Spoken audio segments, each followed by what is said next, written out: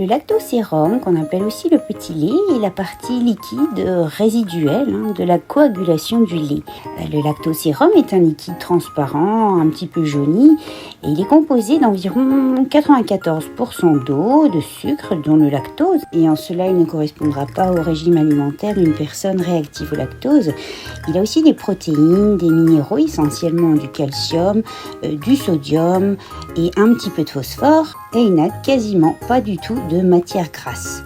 Il s'obtient en séparant la partie caillée de la partie liquide quand on fabrique du fromage avec du lait cru ou simplement pasteurisé. Il se produit en fait une séparation des protéines totales laitières en deux phases. Alors la phase aqueuse, c'est-à-dire le lactosérum, qui va contenir les protéines hydrosolubles du lait, et la phase solide dans laquelle a été retenue la caséine hydrophobe.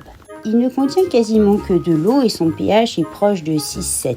Et ainsi, consommé en boisson par exemple, il s'en trouve être plutôt idéal pour ne pas perturber l'équilibre acido-basique de l'organisme. Les protéines du lactosérum traversent plus rapidement l'estomac que les caséines.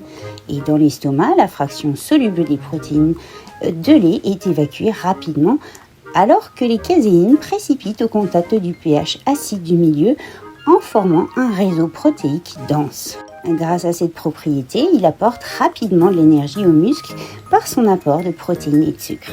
Il apporte des bactéries lactiques considérées comme probiotiques.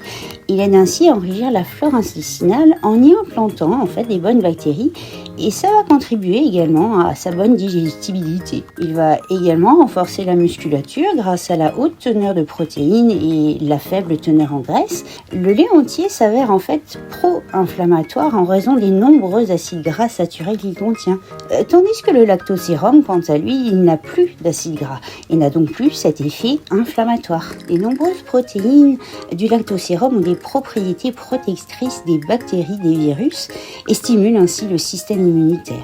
Le lactosérum a donc, on dirait, les avantages du lait, mais sans ses inconvénients, si ce n'est, et bien sûr, de ne pas convenir au régime alimentaire sans lactose.